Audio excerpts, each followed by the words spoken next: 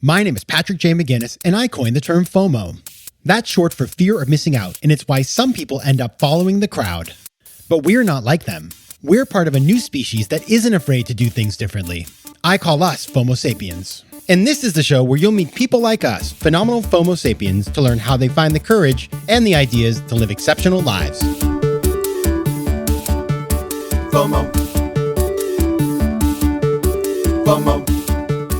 Welcome back to FOMO Sapiens, the show for people who don't just follow the crowd, but instead take their own path to success in business and in life. I'm your host, Patrick J. McGinnis, venture capitalist by day, author and podcaster by night, and FOMO Sapiens 24/7. Oy, today, this is an epic one. I got to tell you, I love this whole interview and this book that we're going to talk about.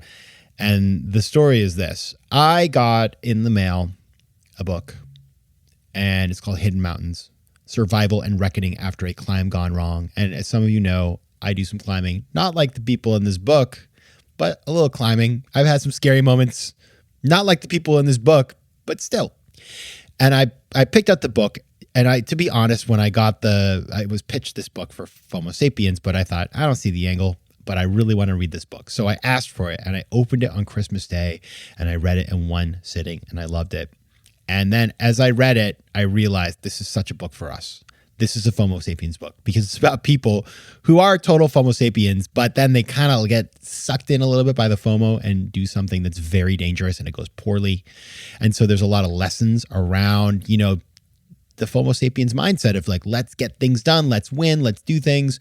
But where does that get into a place where it's less productive and more harmful? So that's what we're going to talk about today with my guest, Michael Wejchert.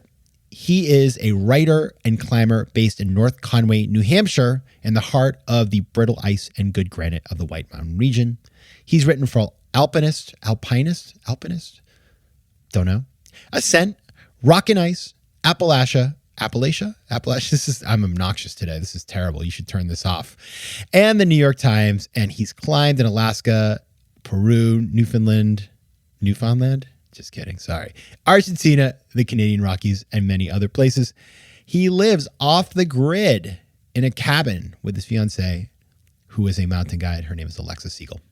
All right. And today we're going to talk about, first of all, this is just super fascinating. If you've ever watched like Free Solo or any of those movies that are about climbing that make it look so amazing, we're going to talk about this whole industry and where it came from, because it went from this very fringy thing to being something that, how many movies have been put on Netflix in the last 5 years about climbing? It has become this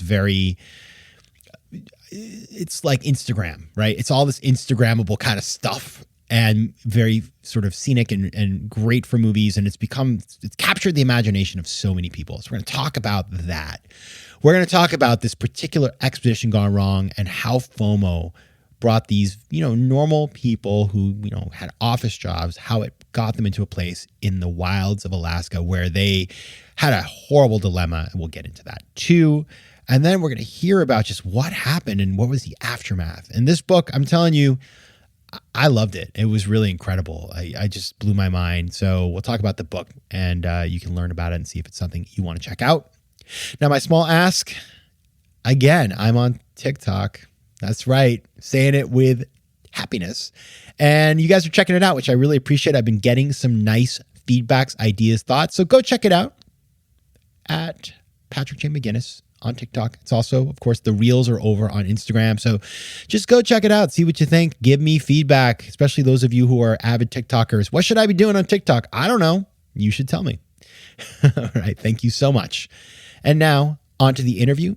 As you know, I like to start every interview with the same question. And the question is this: what's a formative decision you've had to make to get to where you are today? I think a formative decision for all writers is the decision to pursue that craft, right? And it's not an easy one, and you have to have a lot of faith in yourself.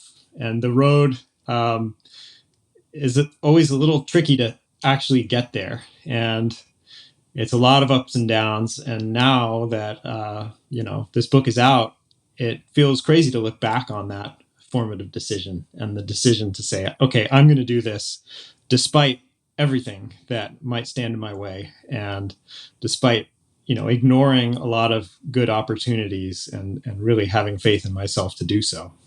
So that, I think that would be the big one. And that decision I made pretty early on, I think.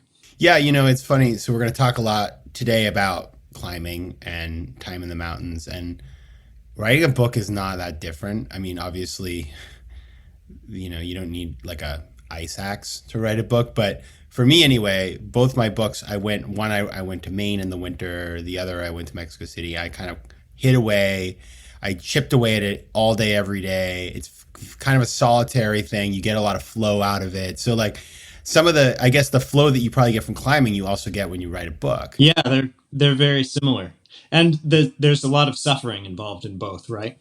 Like yeah. Oh, so much anguish. You've got to love the process, not just the result, because you don't always get there in both pursuits.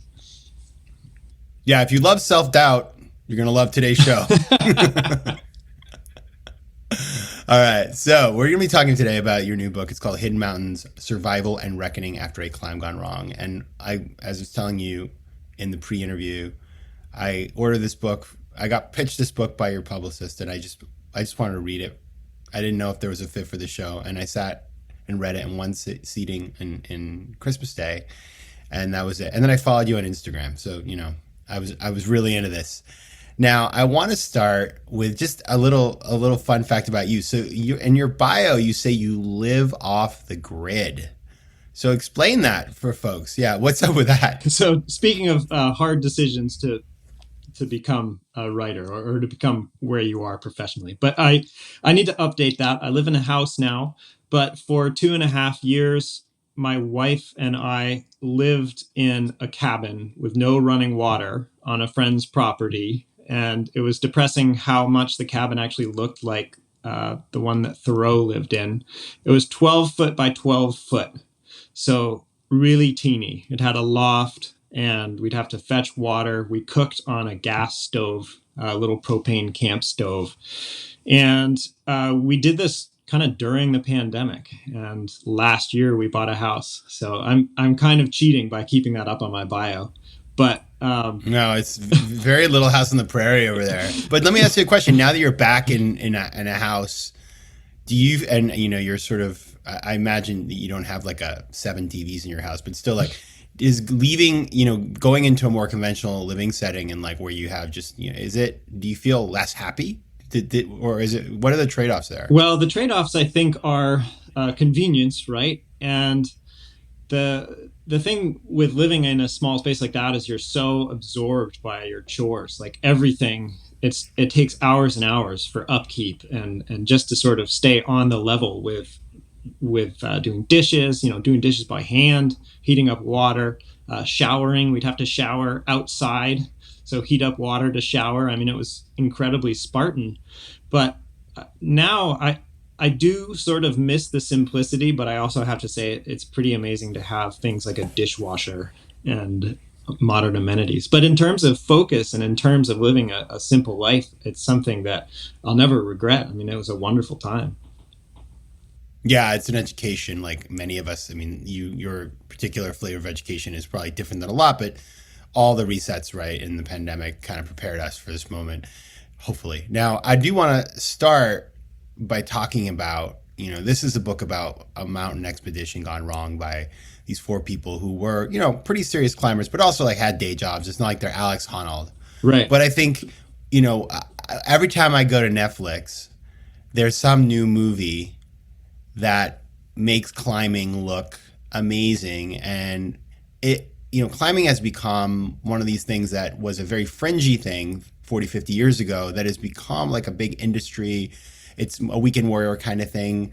Just to frame up the conversation today, talk about the evolution of climbing in the popular culture and how it has sort of become something that lots of people do, not just sort of like the most intrepid explorers. Yeah, so climbing, especially in the United States, was, as you say, always really fringe. And there was certainly a devoted following, but it was word of mouth. If you wanted to learn how to climb, you needed to live close to a cliff. You needed to live in a mountain town like North Conway, where I live.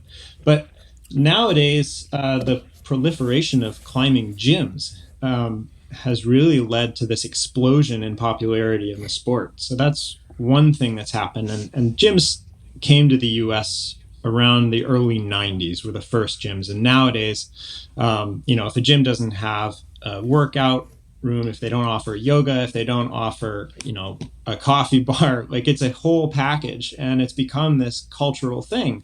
And, millions of people in the United States are discovering that you can go to a climbing gym after work for a few hours and get a great workout, meet a bunch of really cool people, and have an amazing time. And so suddenly this sport that was once practiced by a bunch of sort of fringe zealots and crazies has blown up in the United States. And on the other side of the coin, we've got people who, like Alex Honnold, who are becoming famous. The idea that you can film a climber, that you can follow along on an expedition, has led to climbers being viewed, these elite climbers being viewed a little more like quote unquote normal sports stars. And so those two things have led to this explosion in the sport's popularity. Yeah, and I got to think Instagram too, right? I mean, it's like everything else. It's like van life, climbing, all of these things that that are in real life. Being on a climbing wall is one thing, but if you fall, theoretically, you're going to make it. It's a whole different thing when you get out into the elements, when you're on a mountain, when the weather turns, when it rains, when all of these things that on Instagram you can't experience. When you're out in the woods, it's like that's not going to save you, right? And so this book is about that. And without giving away the whole story, frame up what this book is about. This hike, this not more than a hike, this climb gone wrong. So the premise of the book is that these four really close friends had grown up not climbing. They dabbled like a lot of people. Emmett, who's the main character, who the story really revolves around, had climbed in a Boy Scout camp when he was a kid, but that was kind of it. And years later, they started climbing together in Boston, mostly in a gym. They slowly sort of graduated to climbing outside, and they started to travel all around the world doing this sport. A friend of theirs had been sort of one of those old hardcore zealot crazy climbers back in the day and said, hey, you should really try this alpine climbing thing. You should go to Alaska, where there are mountains that nobody's set foot on. And that's a jarring contrast to the way most people climb now. And they started to sort of become obsessed with this idea of climbing new routes, which is the cutting edge of the sport, right? If you climb something for the first time, then your name goes on it. You get to name the route. And in this case, these were peaks, mountains, entire mountains in Alaska that had never been summited before. And as far as most people can tell, some of these areas had never even been visited. One or two people probably set foot on the snowfield below this peak. So they decided to plan an expedition.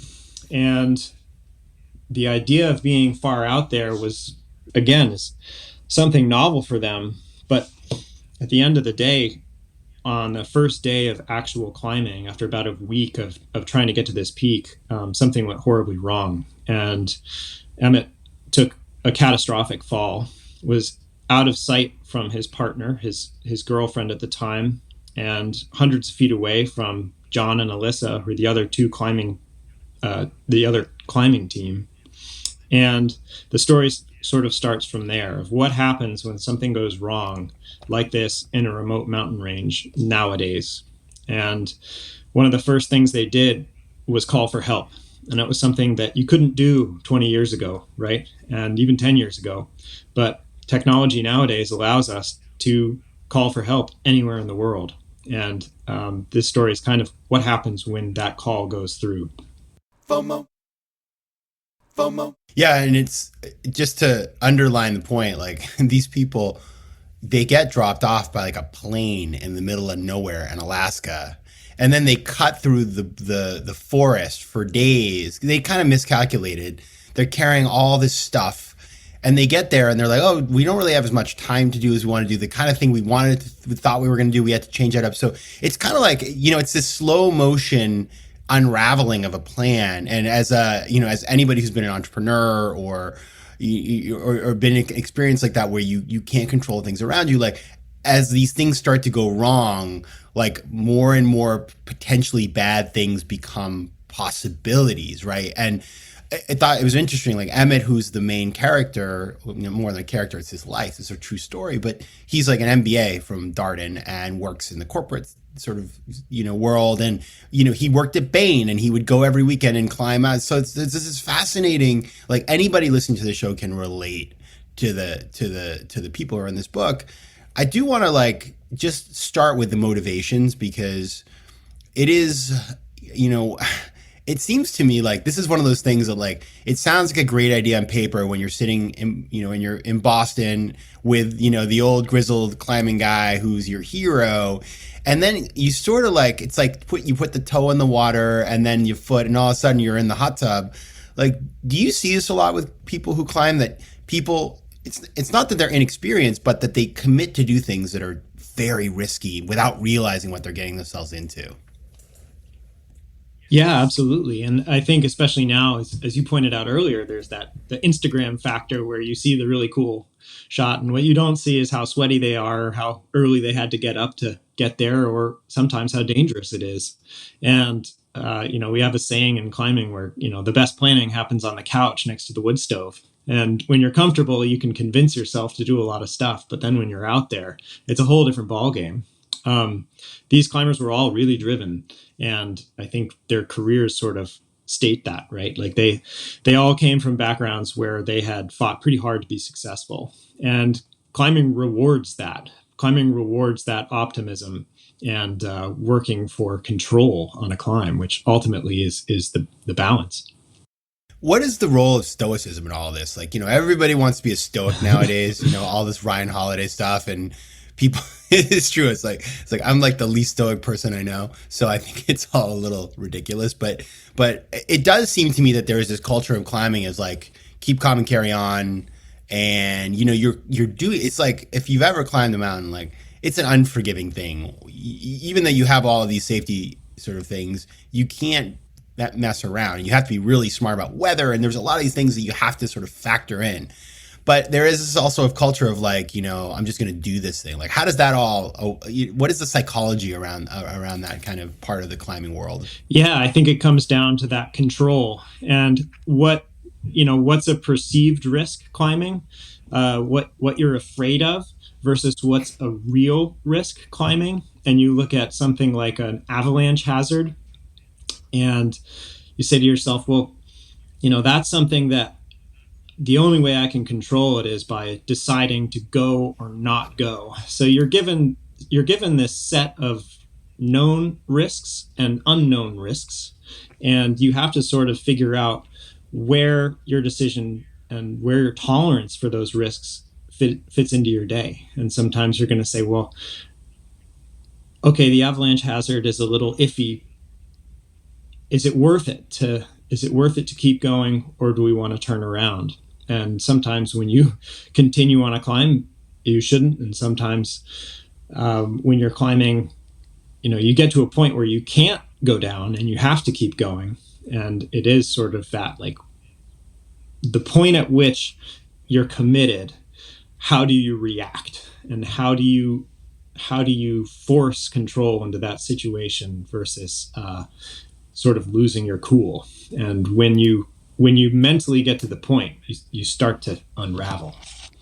Yeah, exactly. Now we get to a point where you have your protagonists in the book they're in this mountain. They're like days away from everybody in the middle of Alaska. One of the characters is critically injured, the people in the book, and then guess what shows up to save the day? Technology. And this is the part that I think it's just, the story is so like internal, but it's so modern, because it's like nowadays there's an app for everything, right? It's like they probably could have tried to do like an Uber Eats order in the middle of Alaska, I think. But how does technology play into this ability to push the boundaries, and what are the limits of technology in these kinds of situations? That's a great question. So since I wrote this book, Apple, the new iPhone has come out, which has basically what I describe the DeLorme or the Garmin InReach, is the little satellite texting device that the climbers had two of that allowed them to call for help miles and miles and miles away from any road. The new iPhone has a satellite SOS device built in. So now, not only do you don't have to buy an extra device. Anybody in the United States can suddenly push a button, even if they're out of service, right? You can have no bars. You can be in the middle of nowhere. You can push a button and somebody is coming for you.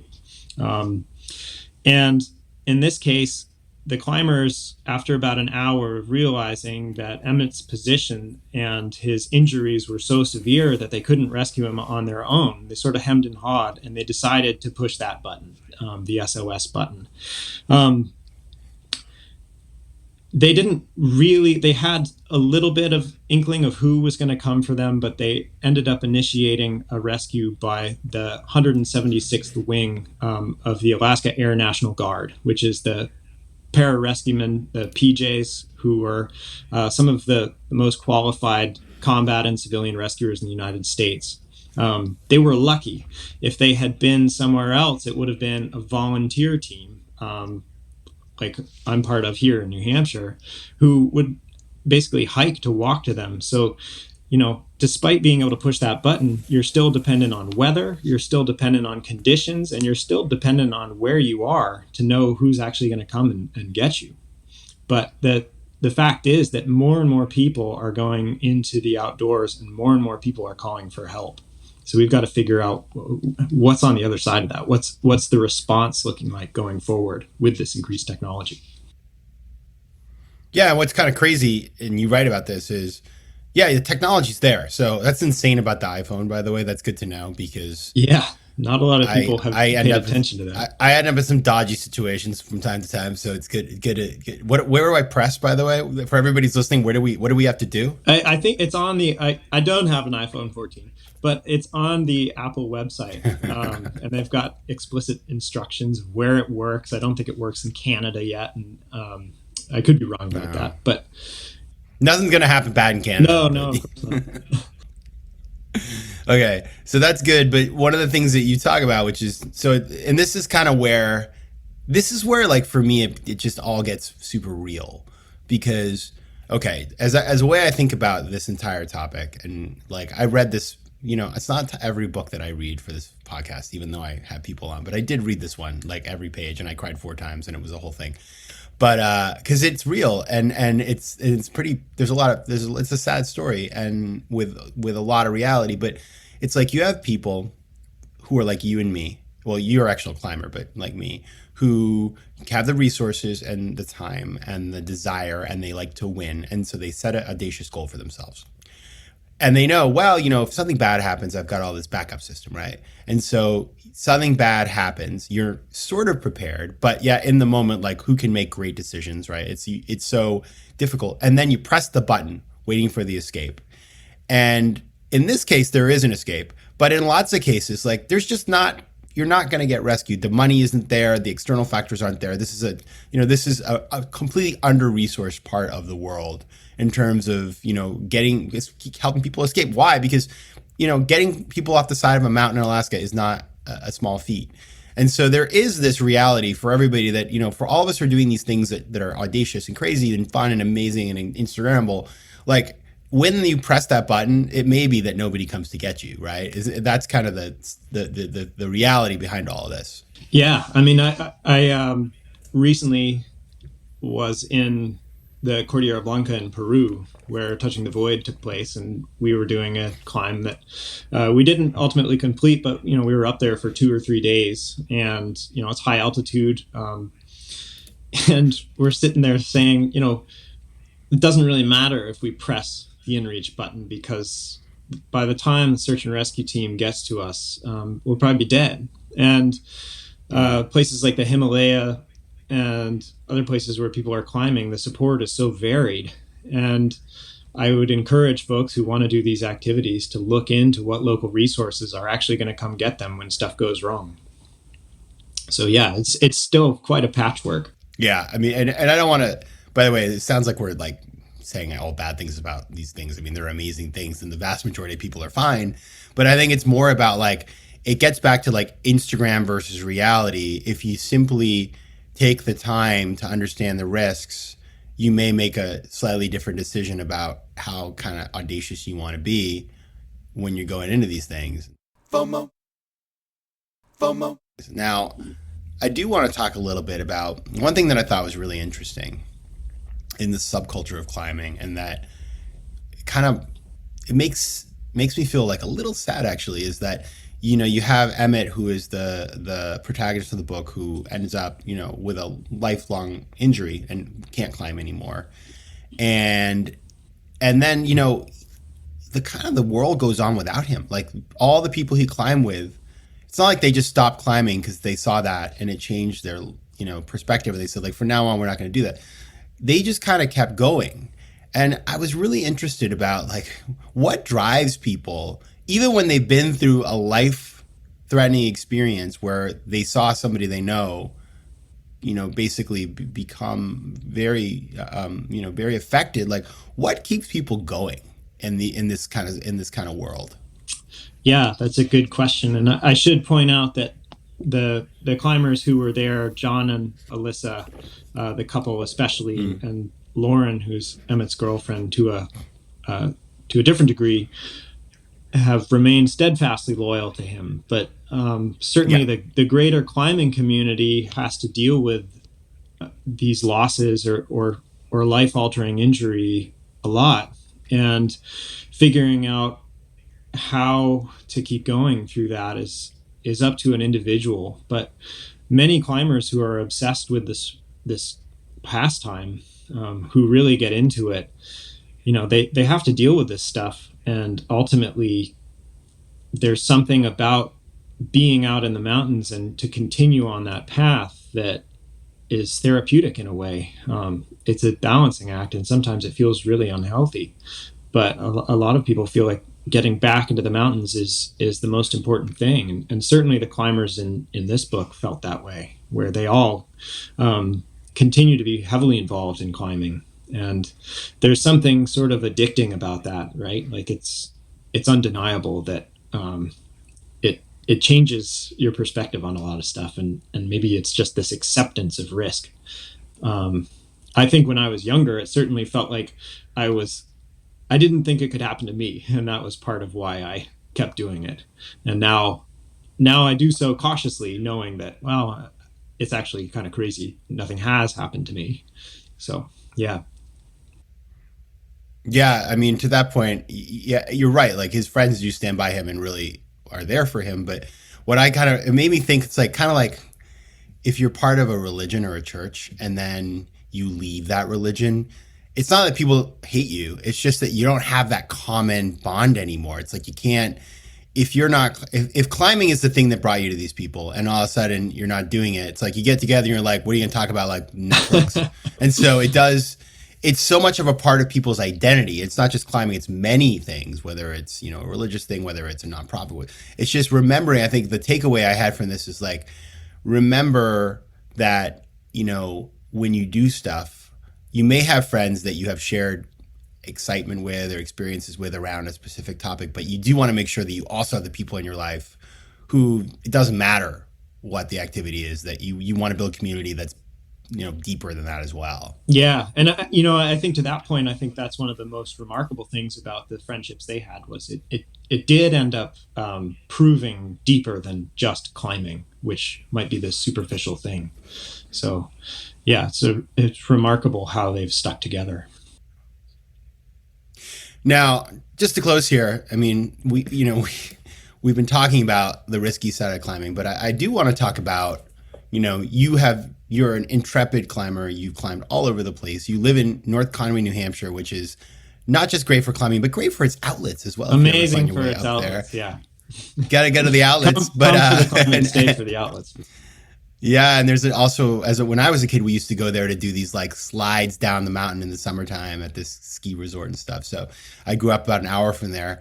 But talk about, you know, for all the folks here who are interested in climbing and maybe are looking, you know, add it into their, you know, mix of things, like what's a great way Now, independent of all these things we just talked about, what's a great way for anybody to start, dip a toe into the world of climbing? Because it's so many really successful people I know and amazing people I know also climb. And so there is clearly a correlation between climbing and entrepreneurship and just really interesting, awesome people who want to take on the world. So what's a great sort of gateway into that world? Well, I would say that starting in a climbing gym is a sort of non-committing way to start climbing. And then I would encourage, if you become obsessed with it, first of all, know that just like any type of entrepreneurship, it's going to take a long time, and be prepared to sort of strap on for the long haul and progress. But hiring a guide and figuring out the right way to do things.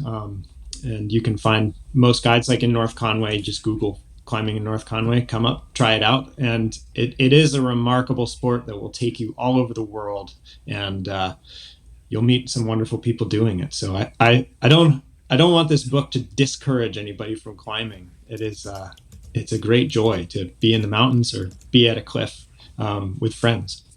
Yeah, you definitely don't have to go to Alaska and trek 3 days through the woods to climb. You can do it in your very own community in a climbing wall in a very safe way. It's also, you can get super ripped. So it's just a good thing to consider to add into your life. Now, the book is Hidden Mountains, Survival and Reckoning After a Climb Gone Wrong. If you want to find out more about this and about Michael, you can find him at his website. It's michaelwejchert.com. That's WEJCHERT. Or you can find him on Instagram at Mikey Wejchert.